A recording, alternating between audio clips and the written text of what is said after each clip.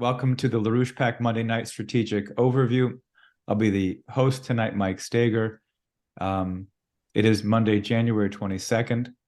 We are at an intense inflection point. The New Hampshire primaries are tomorrow. It's a race now between Trump and Haley. It's really we are on the eve, you might say, of the general election, given the circumstances. And we, of course, have a strategic situation that threatens increased war and economic devastation. So the political solutions and our discussion in this movement and its engagement is never more important. So tonight we have Tony Pappert to open with some remarks, and then we will open up for dialogue and questions, your reports and your insights regarding this historical moment. So thanks for attending. Let me introduce Tony and take it away. Thanks, Mike. Yes, it looks like tomorrow may well be the day when all the primaries are over, regardless of what people say. Primaries finally end and the general election begins. And the Republicans and many independents and some Democrats speed up the process of unifying around Donald Trump, which he mentioned in his, he featured prominently in his victory speech after the Iowa caucuses, that we have a coming together of great unity. And he went back to the beginning of his first administration, when he was entering into discussions with congressional Democrats led by Schumer on the Trump infrastructure plan, which had been a major feature of his campaign. So he had a coming together of some, even not very savory, leading political layers in this country in an attempt at unity around a $200 billion infrastructure plan, which, while he's not made much of it so far in this campaign, it exemplified Trump's plan to reindustrialize the United States, make us back into a great industrial power, and redo the American economy again as a manufacturing economy, re-employ the workforce centered on industrial jobs. All this kind of thing was in discussion until it was deliberately destroyed by the falsehoods which were made out of the Charlottesville riot and the Russia hoax. But today, I mean, coming out of tomorrow's primary, and that's not necessarily inevitable, but it seems likely it'll be true. Coming out of tomorrow's primary, we're going to have a much bigger and much broader unifying process, as I say, among Republicans of almost all stripes, among independents, and more among Democrats. I mean, is Trump inevitably going to have a landslide tomorrow in New Hampshire? Can Haley get enough Democrats to cross over and vote for her to make a showing? We'll see. It's possible. It doesn't seem likely. So that tomorrow will be the signal of certainly Trump launching his campaign, and also of the unique role within that of LaRouche PAC in facilitating an outreach into all layers of the population, all of whom are suffering of all the things that Trump said. The open border with millions coming across, carrying drugs, carrying diseases, and flooding labor markets with millions of workers who will work for anything because they can't even legally work at all. It intensifies a plunge into misery of the lowest earning segments of our population and the unemployed. The fentanyl crisis. I mean, as Trump says, the official statistics on this seem to be understated. Fentanyl is plunging across that open border at a great rate. And then the green scam of Biden, I mean, which is intimately linked to the inflation crisis. I mean, official statistics deny that there is an inflation crisis. They say the rate of inflation has fallen down to 3.4%. The statistics are falsified. This is completely untrue. There is rapid inflation, probably in excess of actually 10%. And the green scam is a major part of it. Money is being thrown into phony green projects, which can't pay for themselves, which can't return even the investment that was made in them. I mean, every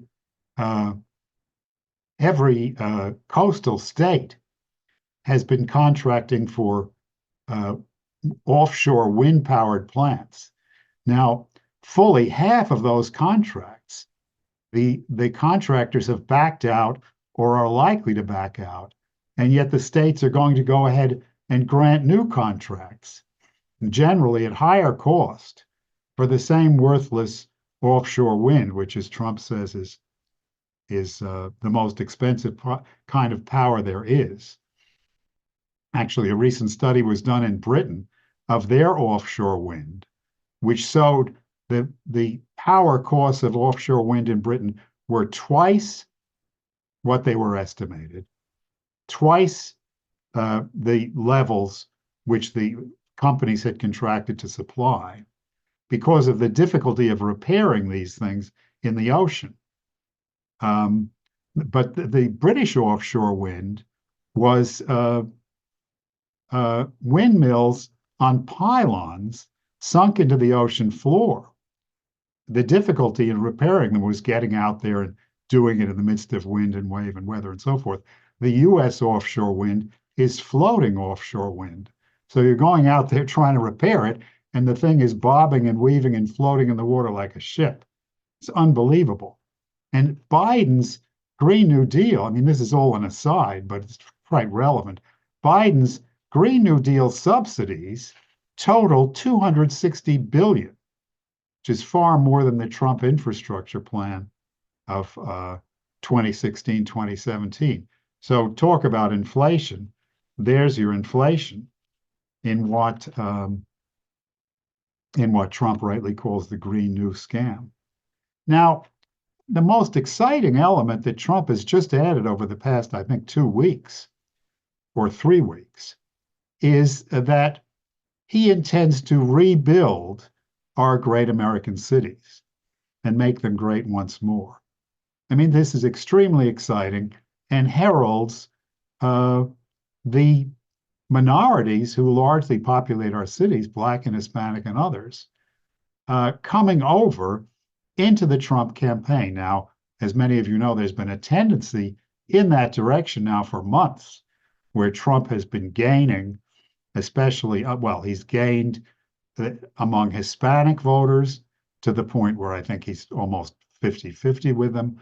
He's been gaining strongly among Black men, more support from Black men than any Republican president, I think, in the past 100 years. But a plan to rebuild our cities really obviously pushes still further in that direction. And the people on this call and the LaRouche movement will have a special role to play because of the relationship of rebuilding our cities with rebuilding our manufacturing, which is something that Trump has been fighting for, since he first became visible in politics. These two things are intimately linked, as Mike Stager showed in a program we ran many months ago. Rebuilding industry, rebuilding the cities, it's part of the same process. And it's part of the process of pulling together the whole working class and minorities to not only win an election in a landslide, but to consolidate the kind of deeply conscious and understanding movement, a movement with an understanding of what has to be done in this country, which is necessarily not only to win the election, but to carry out the policies which Trump will need to carry out as president. He needs that kind of public. And this is a period when this can be pulled together in this and other ways. Now, can Trump be stopped by Biden's judicial frame-ups? I mean, this is going to be a huge fight, but there is no reason at all to think that the frame-ups can stop Trump. It's no accident that the day of his first indictment, I think March 30 of last year, was the single day when his popularity in the polls rose the fastest it ever had. I mean, the frame-ups themselves have run into problems, as I'm sure you all know. Fani Willis's affairs in Atlanta, and then the motions which will go to the Supreme Court on presidential immunity may kill the entire Jack Smith prosecution, or most of it. In any case, they seem clearly they're going to throw off its schedule, so it will not hit Trump on Super Tuesday in the period of campaigning, as was planned.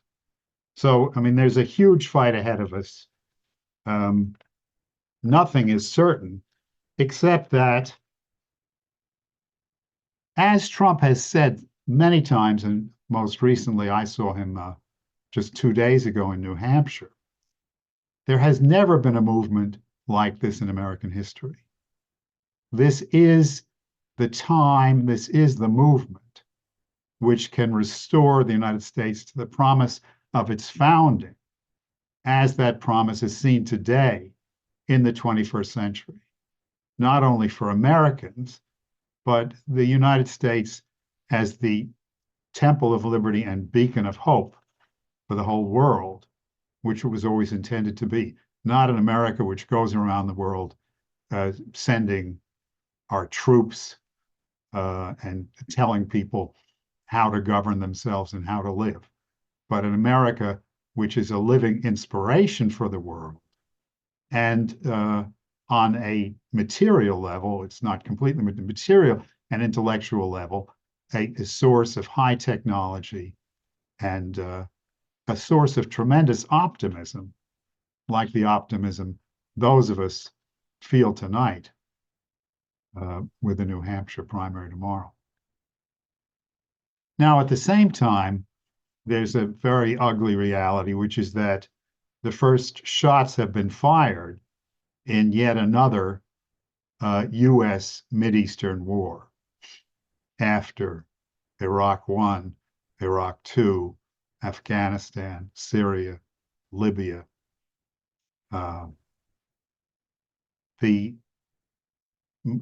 Just now this evening, well, this evening in local time, U.S. and British planes conducted the latest in a series of almost daily raids against Yemen, which have been going on, or against the Houthi forces, so-called Houthi forces in Yemen, which have been going on daily or almost daily for about a week.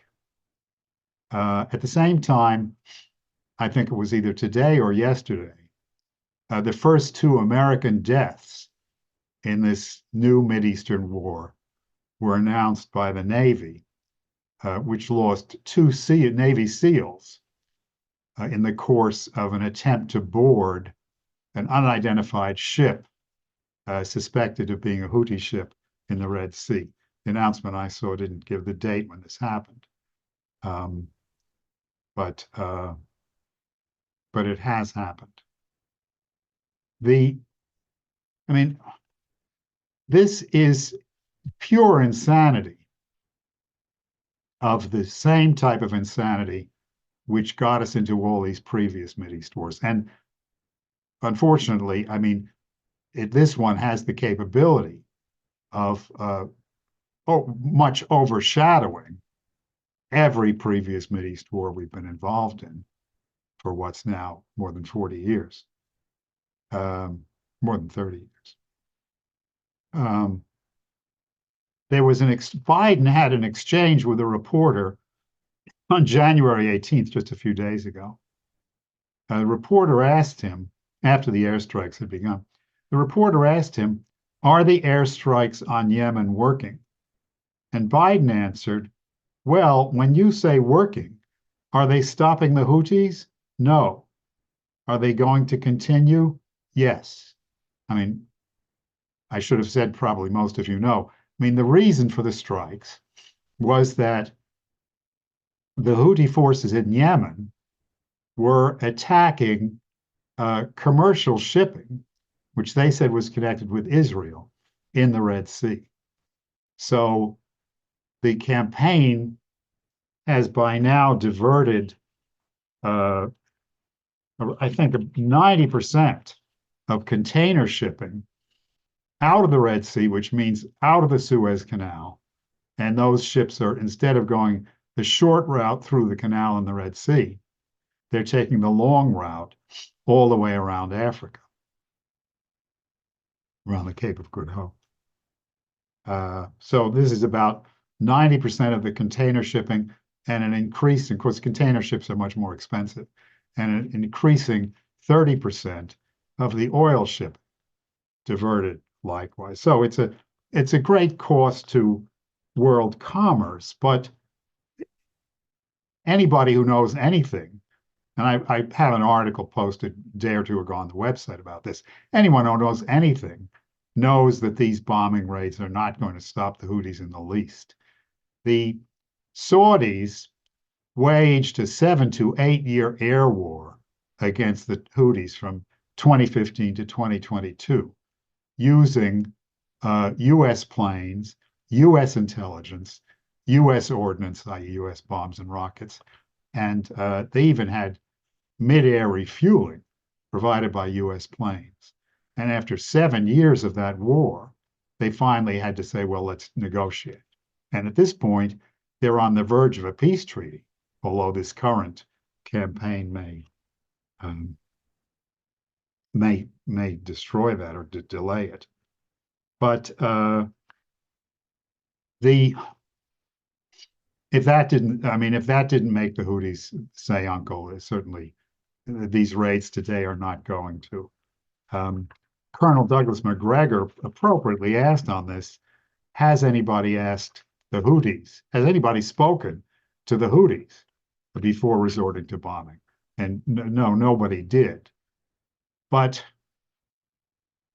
looking at it from the way they look at it for a moment, I mean, the Houthis have done this action against commercial shipping, which they say is linked to Israel, in solidarity with Gaza, where the Israeli bombing campaign has killed now 25,000 Gazans, mostly civilians.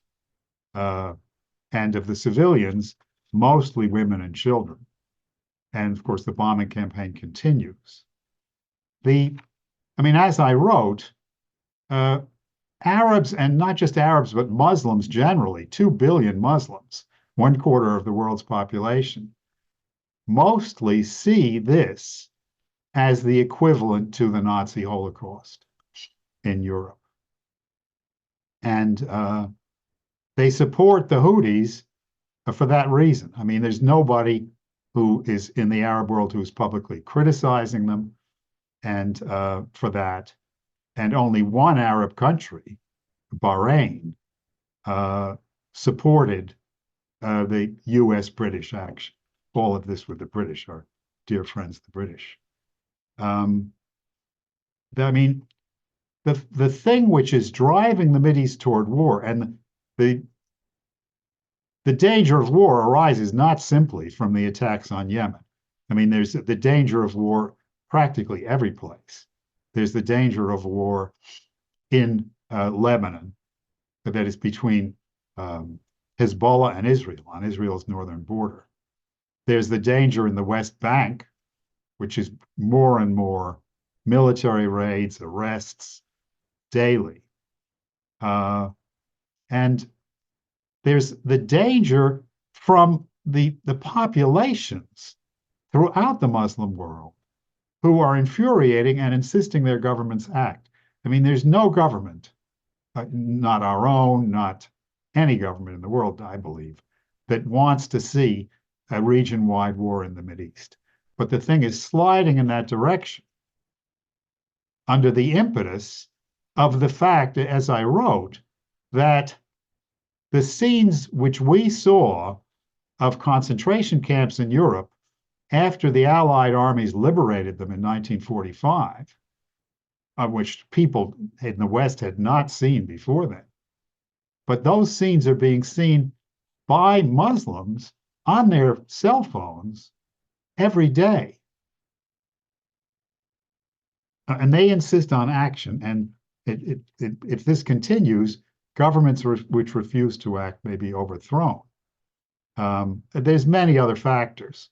I mean, there's too much to go into now, but there's a faction in Israel which believes that the best tactic is to blow up the war, to extend the war to the north, to Lebanon, to Hezbollah, a war which Israel could not win, not while simultaneously fighting in Gaza and the West Bank, precisely in order to force the U.S. into the war to bail out Israel.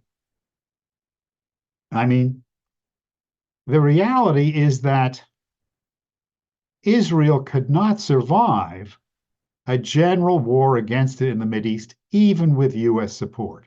The situation is totally different from previous decades. The Arab countries, the Muslim countries, Iran, Turkey, these are not backward countries in a military sense the way they were. They're sophisticated, they're advanced. Hezbollah has a huge, sophisticated missile inventory. Iran, the same thing. I mean, a US president who wanted to ensure Israel's survival would have to step in now, not only to prevent a general war, but to ensure the survival of Israel. The president would have to step in now and curtail Israel's bombing in Gaza so as to prevent a general war which Israel would not survive, which the US under Biden would be drawn into with incalculable consequences. And US presidents in the past have done precisely that.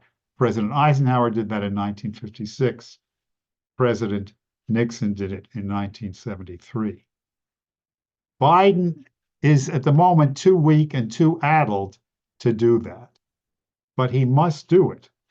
There may be no alternative because, I mean, as of now, there's every reason to fear that Biden will remain president until January of 2025.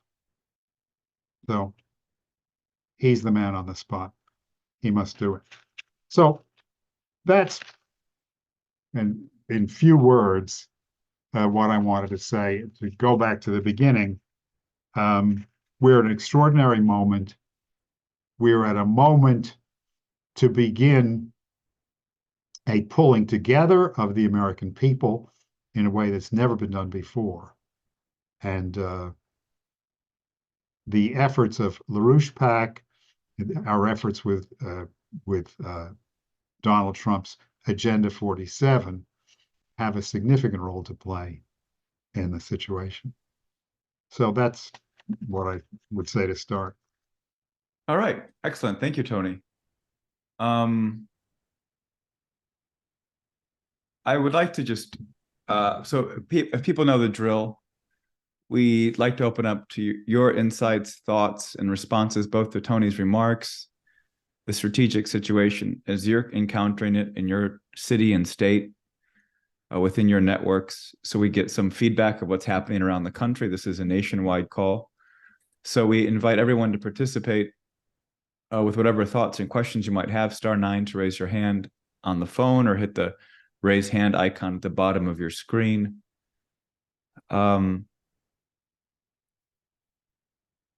So Tony, you raised it in your article, and I'll post that here in a second in the chat from the LaRouche PAC site regarding the danger of the war. Now, it's been done before, and you've made comments, I think, both publicly and privately, that people reference this question of the Zionist lobby and AIPAC and the Jewish lobby, and many people refer to that as the controlling element of this danger of war, and that somehow that just has a stranglehold on the Biden administration. But clearly that just seems bizarre, because they have, in some sense, since the Bush-Cheney regime and administration, the Democrats have kind of counted on this kind of pantheon coalition, one of which is the Muslim community. No real sincere commitment to them, but they've kind of, as part of like the victim party or whatever it is. And yet the Muslim community, as you pointed out, has been in revolt. We also know the Muslim community prior to the midterms was also in a kind of changing sense of identity, that they were potentially moving towards the Republicans over basic core cultural values like the education and sexuality and so on. So how do you think of why? I mean, of course, there's a kind of level of incompetence and stupidity in this administration, and Biden by no means is really in charge. But to what degree are they just attempting to, is it just an assumption that they can manage this without burning bridges, or what? Well, I think it requires some further development or insight, if you have some. I mean, from everything I know, I think that Biden personally and the Biden administration is terrified of a widening of the war, but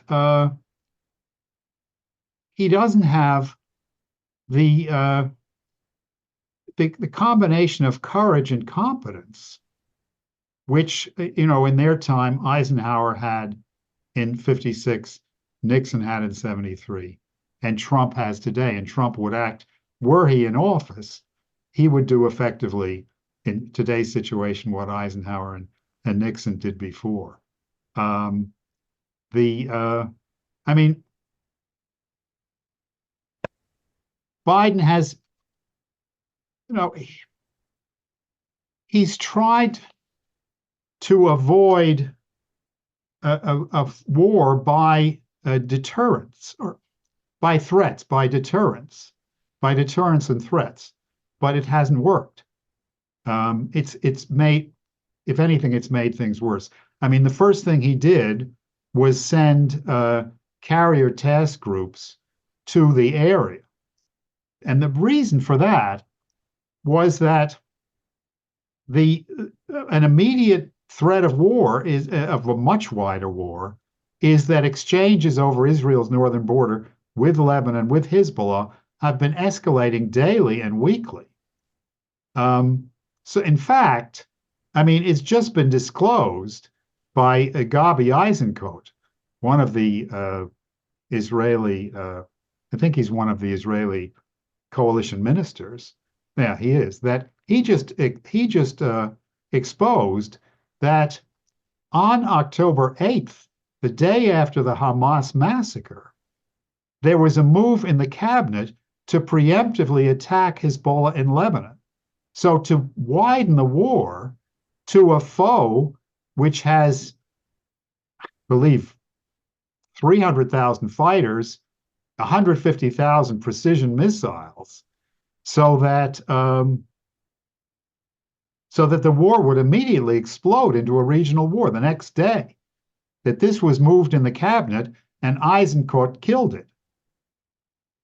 I mean, what Biden did was send those carrier task groups to the area to threaten Hezbollah in Lebanon with U.S. strikes if they entered the war, from their side, which, they haven't fully entered it, but there's just been a daily escalating missile attacks, counter missile attacks, killings, and counter killings. But they haven't entered. He was trying to threaten them with retaliation, to use deterrence to prevent the war was spreading, but it wouldn't be effective. This is what Reagan tried in '83 in Lebanon. He sent a force in there for a similar reason. And the Marine barracks was blown up, the embassy was blown up, and Reagan withdrew the forces. I mean, this is not going to work. I mean, Biden wants to prevent that wider war. I mean, for whatever combination of reasons. I'm convinced that he does, and his actions say that he does, but he doesn't have the competence, effectiveness, or clarity of mind to act effectively in the situation. I mean, a part of the effective action has got to be to say to Israel, okay, the bombing stops. The bombing stops. That you can't, unless you do that, nothing is going to work. And this is effectively what, if you look back at this is what Eisenhower did, this is what Nixon did in their time. And, Biden could easily do it. I mean, not perhaps easy for him, but he could effectively do it because every shell fired, every bomb dropped is American. So he can do that. Until and unless he does, there's every indication that we're going to move into that general war. I mean, the source of the danger, this I had wanted to say earlier, but I just ran out of time. I mean, people who read the article see it in there, I guess. But I mean, the source of the danger is the British Empire. It's the British Empire which has brought the U.S. into each of these successive Mideast wars. I mean, I was there watching when Iraq invaded Kuwait in 1990. And President George H.W. Bush was in Aspen, Colorado, I guess at one of the Aspen events. And he was asked on the air, and I saw it, well, what is the United States going to do about the fact that Iraq has invaded Kuwait? He said, well, something has to be done, but of course, we're not talking about war. At that point, British Prime Minister Margaret Thatcher flew into Aspen and conferred with George H.W. Bush. And what she said afterwards was, I breathed spine into Bush. And Bush decided on Iraq War I. Similarly, Iraq War II.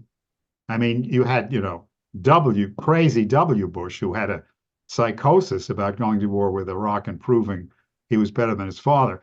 But the big assist to him in doing it came from then British Prime Minister Tony Blair with his dodgy dossier, just as the British are holding our hands in the bombing of Yemen now. I mean, yeah. That seems to be an important point. Sure is. I mean, the same dodgy dossier, just to tie some strings up that have come out recently, was the head of MI6, and I think somewhat an advisor at the time of Tony Blair, was Richard Dearlove, if I'm not mistaken. And yeah, he was involved. That same Richard Dearlove has come out in the press last week saying that Trump is a direct threat to UK national security over the NATO question and so on, but more or less echoing the same thing we put out in our dossier, which is that Trump is so unacceptable that the UK will have to take into regard the fact that Trump is a threat to their, you could say, British interest. Hard to say the United Kingdom's interest. It's not the people per se, but certainly the British. Yeah, that the existence of the United States is a threat to, that Trump is a threat to the United States. Yeah, and the revival of a true United States, certainly, yeah. Well, the very existence of the United States. I mean, the purpose of these endless no-win wars is to destroy the country. And the purpose of another endless no-win war will be to destroy the country.